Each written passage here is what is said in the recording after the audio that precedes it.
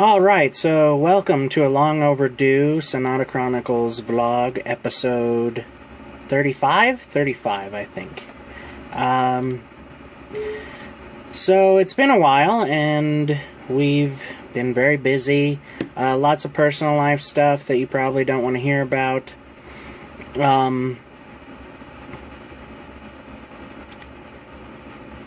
And so we've been hard at, but we've also been hard at work just trying to get some traction on this project and build up some word of mouth, some promotions, give the project a little bit more credibility. And you may say, well, how do you do that? Well, it's time for me to kind of go back into film school mode. I'm going to explain that and talk to you essentially about what you should be doing with scripts and concepts that you want to turn into films in order to make them successful and get them launched. So first and foremost, you need to get them out there and get people who have some sort of reputation, some sort of credibility to acknowledge how good they are. So enter them in, screenplay writing contests, enter yourself in short film contests, festivals, make short films, put them in festivals, if you want to direct, whatever your passion is, whatever you're doing, that's what you need to focus on. That's what you need to do. And if you get it out there and you start winning prizes and awards and start getting some acknowledgement, that really helps people who are going to put financial backing in your project feel better about what you're trying to sell them, because that's what you're doing. Your first audience, your first customer is the person that's putting money into the project to get it made. So you have to really sell them. You have to convince them that this is something that experts agree is good, and therefore they should want to be a part of it. So that's step number one. Get your movie in front of people who have some sort of clout, some sort of expertise that gets them to sign on and helps you find the money. And part of that too is if you're serious about doing a business and you do a business plan, enter that in a competition. So put that in a business plan competition, as many as you can. Enter as many competitions as you can to build up your personal credibility, your personal resume, and to build up the project's credibility and its resume. Another thing, that we're going to start doing here this month as we start getting into the season where you gear up for such things is get your project represented by someone. If you're the producer and you're calling people or writing emails to people and saying, I'm the producer, this is my project, your credibility goes down, because successful professionals have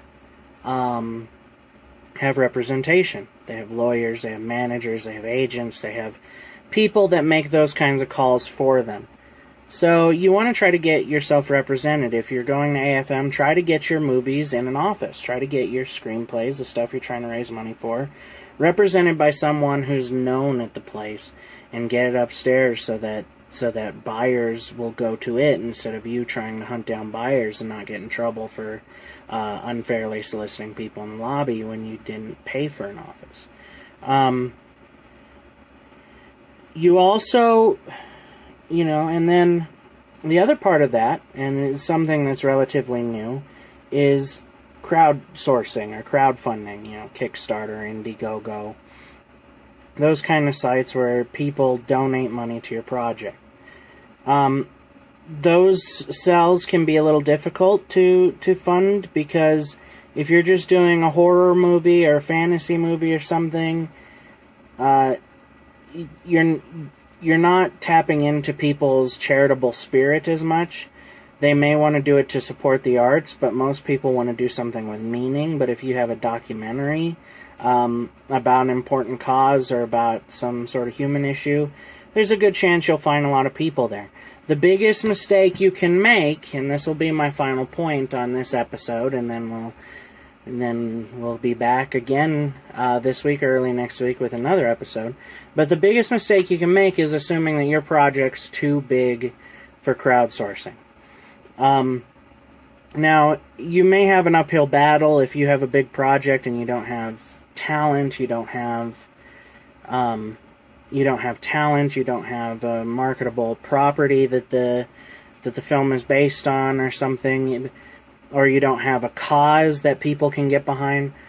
But if you're making your film, the least you can do is raise enough money to get development funds to start putting money into marketing your film, getting that fan base up, or maybe even securing some budget-appropriate talent for your film, just with a small amount. If you do a 30-day Kickstarter, then, and you do it for $18,000, which is what we're looking at with Sonata right now, and there's some pictures and some information up on the Facebook page if you want to go check it out.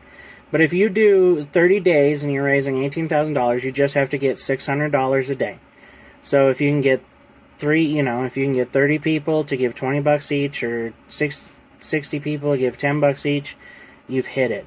It's a lot of work to get that done, but it's a lot of work anyway. No one's going to just jump on your project if you're not promoting it.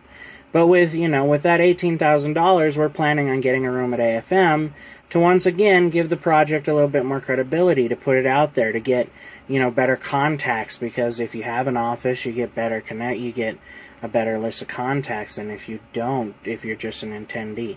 So these are things you have to keep in mind when you're putting together a project, is how do you promote it? How do you make it more marketable, more successful? How do you make it more productive? We entered in the Bard Center business plan competition, for the feedback, but also if we place, which we may or may not, but if we place, then that adds to it. And then there's also I entered the script for Fallen Star in the Page Award, so we're waiting to see what the results are there. I have better hopes for that one. And we're talking Kickstarter. So, look at what you're putting together. If you can kickstart your development funding, or any portion of that goes a long way, because development funding is the most risky part of your financing. It's usually something that comes out of your own pocket if you're not James Cameron or Steven Spielberg or a big director. And so if you can kickstart that and get a little bit of money, coming in, so you don't have to pay back and take a lot of that risk off of other people with financial interest, that's a big, big bonus. So that's episode 35 of the Sonata Chronicles vlog, and I'll be recording another one here in just a moment. Bye.